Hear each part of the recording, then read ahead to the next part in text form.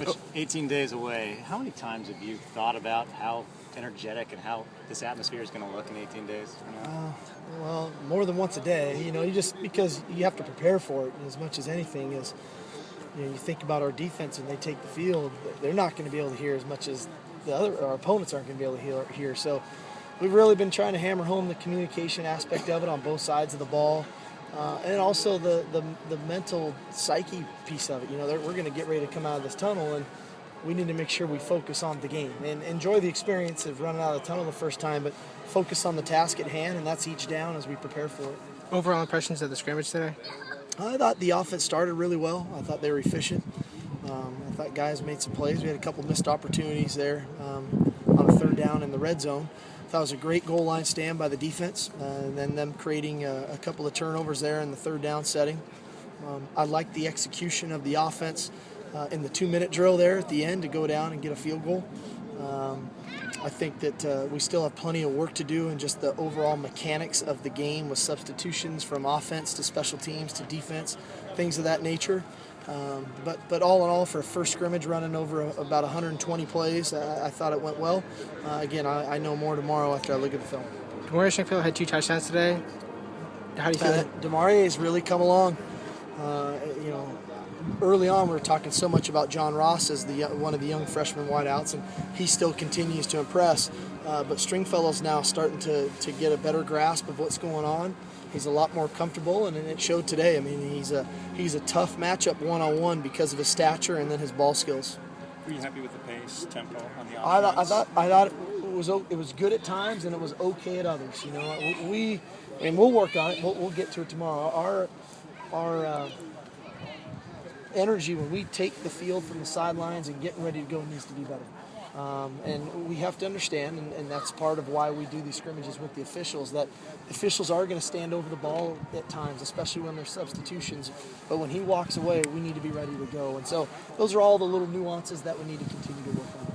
What did you like from Corey Littleton last year, and what have you seen from him in camp at this point? Well, Corey started with us on scout team. He was really a scout team defensive player with us on offense, and every day he just continued to impress us on a daily basis. The way his physicality, his energy, his relentlessness to rush the passer. We just felt he was too valuable of a player, not just for our defense, but for special teams not to have on the field, because he's a versatile guy. He can be a stand-up outside backer, but can also rush the passer. And he continues to do that type of stuff for us now. So I think he's going to have a big role for us, obviously on special teams, and he'll have a significant role on defense. Why were you comfortable taking him off service team and having him start in Autzen? Was his first start? Well, because of his versatility. I've been seeing him every day, and a guy who, when you play Oregon, you have to have backers on the edge that can play in space, and we're fortunate enough to have that in Shaq and in Feeney, and we just felt like the more guys we could have that could set an edge against those guys, the better off we would be.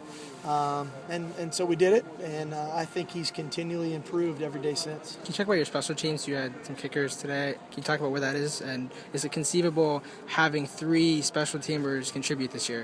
I think it's very conceivable to have 3 different guys doing 3 different things. Potential of a different punter, a kickoff guy, and a field goal kicker. I don't know what happened there in the first 2 extra points. I don't think we've missed an extra point in 4 years and missed the first 2. And after that, I think it was fine and we got going. We've been hammering home here for I don't know how many days we've been in camp about our return game. And I think we have the people to be a really good return team, and so we've made it a point of emphasis, and I think we saw some of that today with some big returns, obviously in the punt game and in the kickoff return game. So we're excited about that.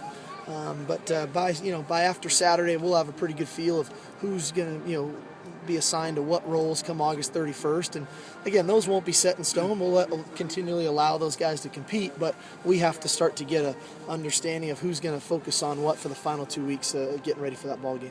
What are your expectations for Danny Shelton now in the second year in that 3-4 scheme? Well, Danny has a chance to be a really special player for us in the middle of that defense. And, I think that Coach Lupoy has worked extremely hard with Danny and understanding his role in the scheme. I mean, he really controls everything there and starts the progression of our defense in essence that as long as he does his job, now that ball gets spilled to our athletes and they can run to the football. So he has a big role. I think he has the capability of doing it. I'm hopeful. I think he's hopeful that he can get it done. Do you envision him playing in the end, or is he going to line up primarily? Well, I don't know. It depends on the game plan and who we're playing and what their runs are and all those things going into a ball game. But he has the versatility to do it. We've done some of it here in training camp already, just to prepare ourselves for it, like we do with a lot of guys, moving them around. But I would imagine August 31st, the first snap, he'll be at nose tackle for us.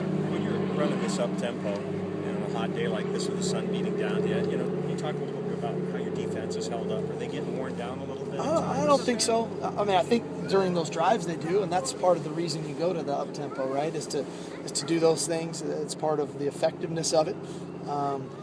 I think that the biggest key to defending up tempo teams is getting a good stop on 1st and 10, forcing a team into 3rd and longs, and getting off the field.